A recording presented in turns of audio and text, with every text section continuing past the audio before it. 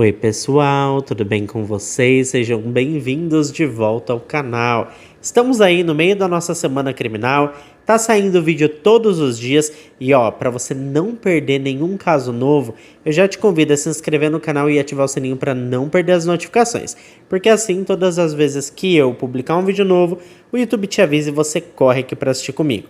Eu te convido também a me seguir nas redes sociais, porque por lá eu tô sempre interagindo com vocês. E agora sim, vamos pro que interessa e bora pro caso de hoje.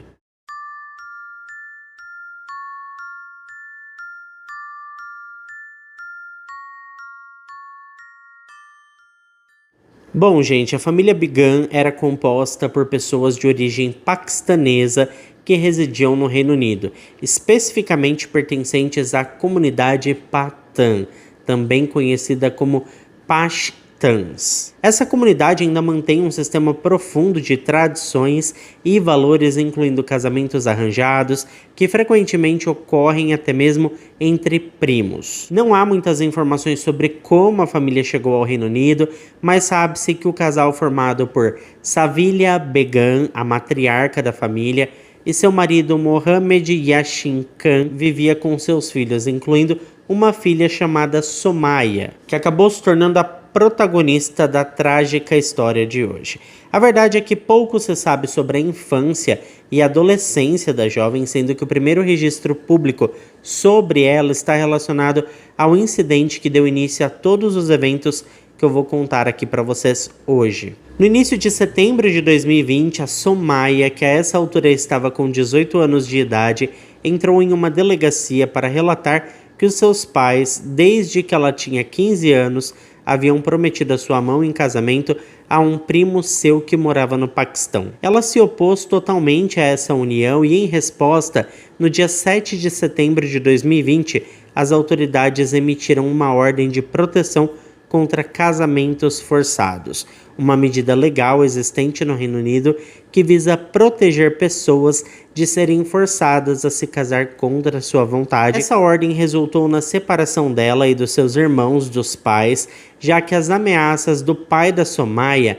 representavam um risco à sua vida, uma vez que ele chegou a ameaçá-la com um objeto cortante caso insistisse em renunciar ao matrimônio arranjado. Assim, a jovem se mudou para a casa de um tio paterno chamado Dawood, que ficava na cidade de Bradford, no Reino Unido, onde também moravam sua avó e alguns outros parentes. Seus irmãos, no entanto, foram forçados a voltar para os pais, que estavam proibidos de ver a Somaya.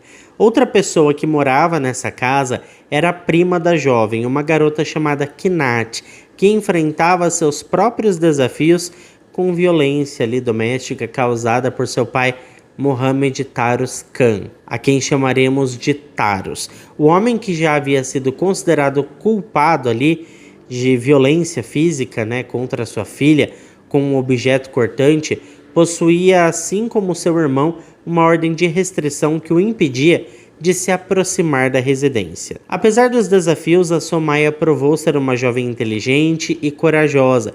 Enquanto morava com os pais, eles não a deixavam sair e a educaram em casa por muitos anos, proibindo a garota de ir à faculdade. Mas assim que deixou aquele lar, ela começou a estudar ciências biomédicas na Beckett University em Leeds.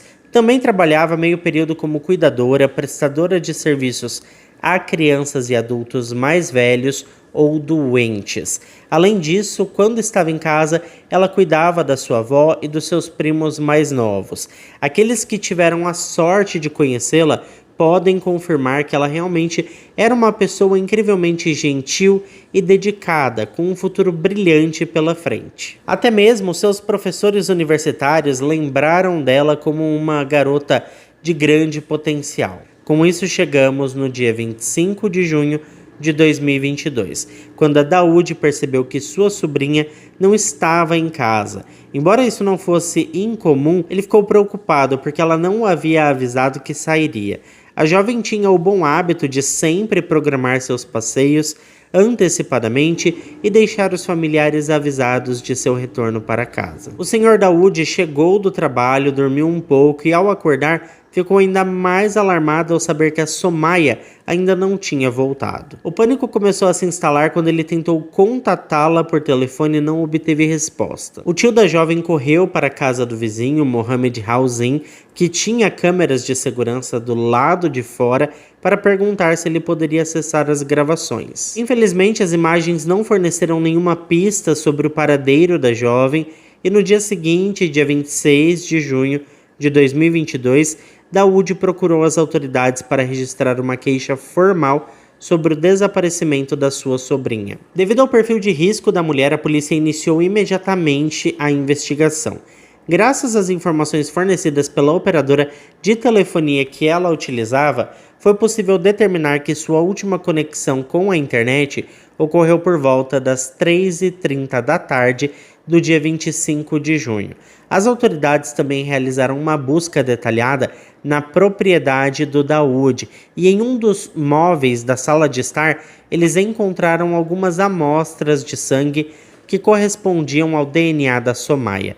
No entanto, seu tio não foi considerado um suspeito devido às evidências que foram coletadas posteriormente. Os detetives também conseguiram acesso às imagens das câmeras de segurança na rua onde a casa do Daoud estava localizada. A Somaia foi vista claramente alguns minutos após a meia-noite voltando para casa depois do trabalho. No entanto, a revelação mais preocupante foi que em horários diferentes, naquele mesmo dia, o Taros fez uma visita à casa da família, onde, como já sabemos, a sua filha também morava. E isso, gente, era algo que ele não poderia fazer, porque estava proibido de se aproximar da filha. Isso obviamente colocou o homem de cerca de 50 anos na mira das autoridades, tornando-o o único suspeito do desaparecimento da menina. Mas as coisas não seriam fáceis para a polícia. Durante o interrogatório, ele não deu nenhuma pista sobre o paradeiro da Somaia.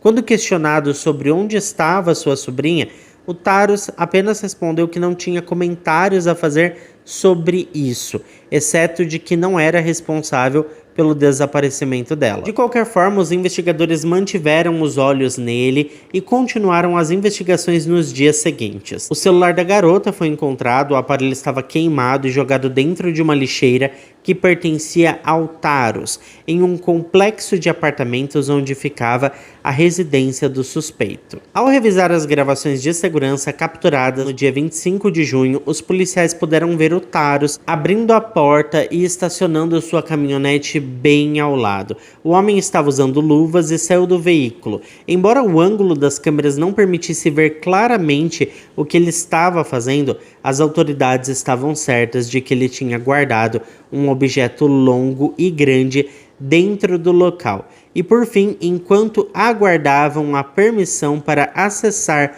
o conteúdo das outras câmeras de vigilância da área, as autoridades acabaram fazendo uma descoberta muito importante: o corpo da jovem Somaia.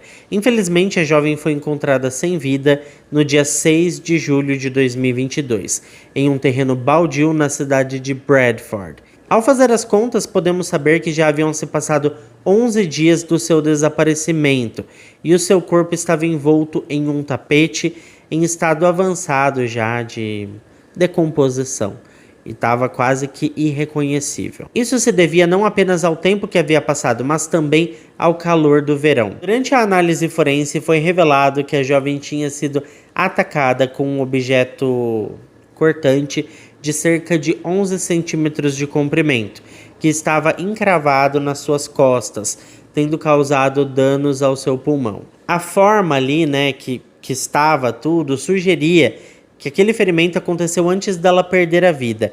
Com isso, os peritos forenses duvidaram que o dano a esse órgão fosse a causa ali da sua morte. No entanto, a situação do corpo estava tão deteriorada que era impossível determinar como ela havia falecido. Os investigadores continuaram coletando evidências, solicitando novamente acesso aos dispositivos de videovigilância da área, mas desta vez principalmente no local onde o corpo foi encontrado. Ao terem essas gravações em mãos, eles se depararam com as imagens que confirmavam a culpa do Taros. No dia 26 de julho de 2022, a caminhonete do tio da Somaia apareceu em uma estrada perto do local, parando a poucos metros do terreno baldio. O homem então saiu do veículo e retirou um objeto grande e longo do porta-malas, que ele moveu com grande esforço devido ao peso, levando-o até onde o corpo da jovem foi encontrado. Com todas essas provas irrefutáveis, na quarta-feira, dia 8 de julho de 2022, o homem foi preso pela polícia. Durante um segundo interrogatório, os detetives tentaram esconder parte da verdade dele, sabe? Não abriram o jogo logo de cara, informando apenas que haviam encontrado o corpo de uma jovem, sendo muito cuidadosos para não revelar que já tinham confirmado a identidade da pessoa, e o homem tentou se fazer de desentendido, respondeu calmamente que não estava ciente da situação, e quando os oficiais explicaram que tinham gravações que mostravam ele no local, no mesmo dia em que o desaparecimento da sobrinha dele foi formalizado, o homem simplesmente respondeu que estava se livrando de um pouco de lixo. Mesmo assim, ele era a única pessoa ligada ao crime e, somando ao fato de que todas as evidências estavam contra ele, o caso foi levado a julgamento e ele foi obrigado a se pronunciar. No início do processo legal, o Taros foi considerado culpado por ter se desfeito ali, do corpo da Somaia e por ter obstruído o curso da justiça, mentindo em seus interrogatórios e também queimando o celular da sobrinha. Contudo, a sua declaração tomou um rumo que abalou não apenas o tribunal, mas também todo o público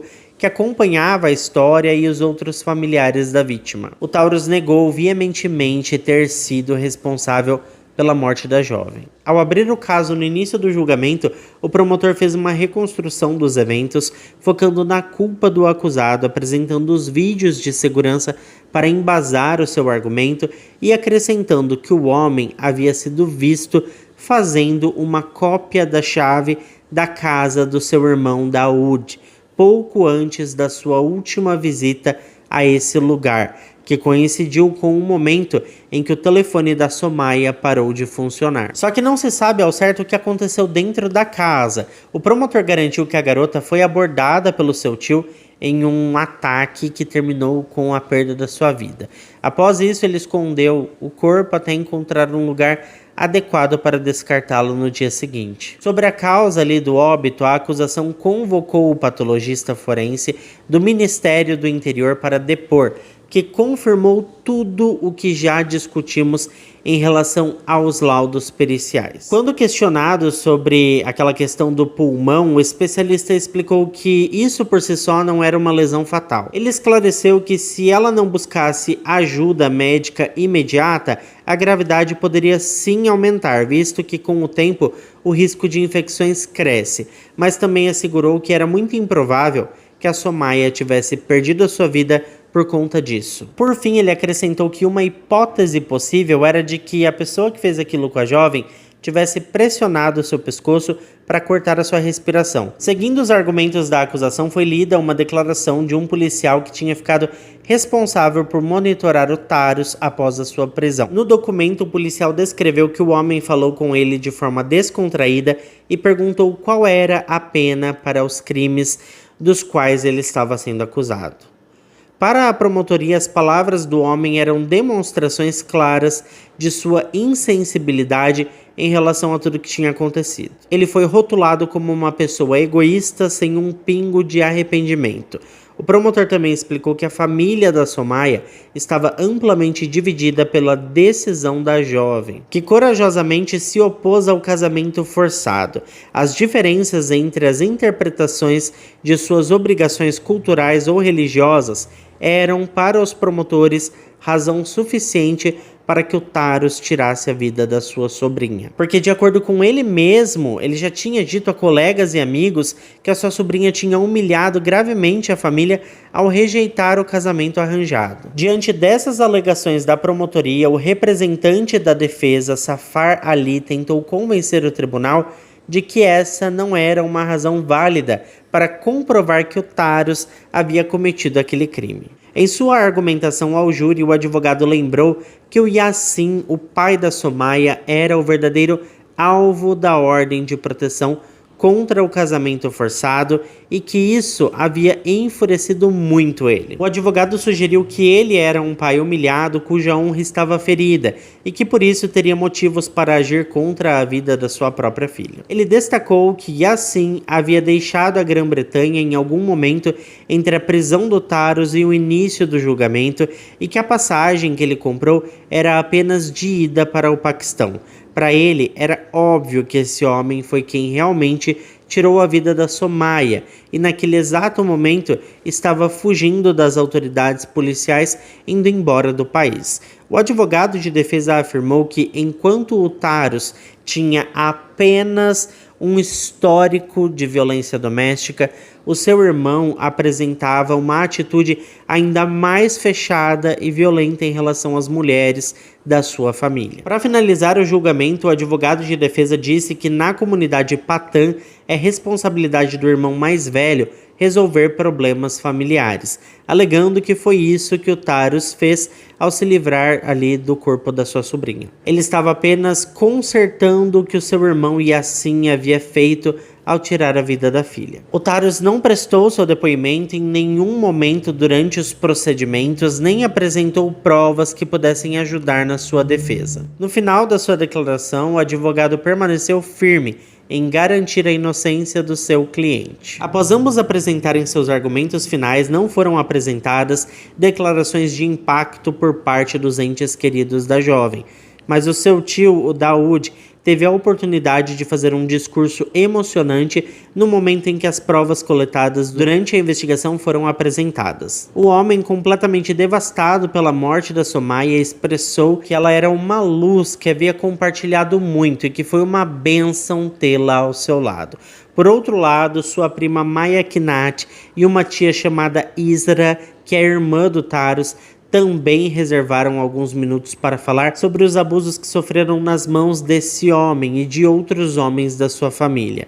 Israt compartilhou que, assim como suas sobrinhas, também havia sido vítima de agressões por parte do Taros. Por sua vez, a Kinat revelou o incidente pelo qual seu pai havia recebido a ordem de restrição. E foi assim que terminaram as audiências do julgamento, que não se estenderam por muito tempo. Após 10 dias, dos quais 3 foram utilizados para a deliberação do júri, composto por 8 homens e 4 mulheres, o Taros foi considerado culpado pela morte da Somaia.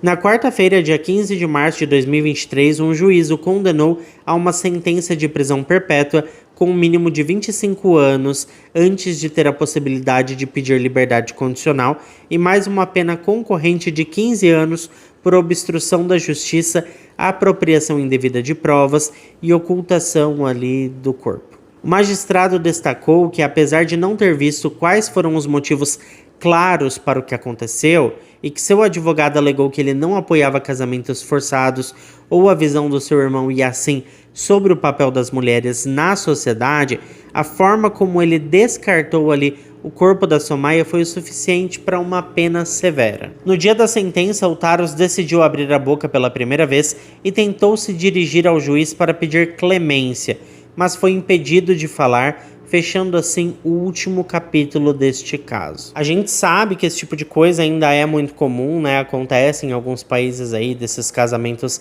arranjados. Não sei se no final tudo isso dá muito certo.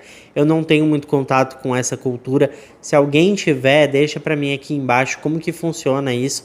Se vocês acham que funciona, né? Porque eu sinceramente não sei. Se as pessoas escolhendo com quem querem ficar às vezes não dá certo, imagina um casamento arranjado. Agora, uma coisa que eu fiquei bem na dúvida é a questão do envolvimento do pai da Somaia. Será que ele tinha alguma coisa a ver com tudo isso? Até porque ele saiu do país, né? Tudo bem que a única pessoa que pagou pelo crime foi o seu irmão, mas o pai da Somaia saiu do país. Será que ele não tinha nada a ver com isso?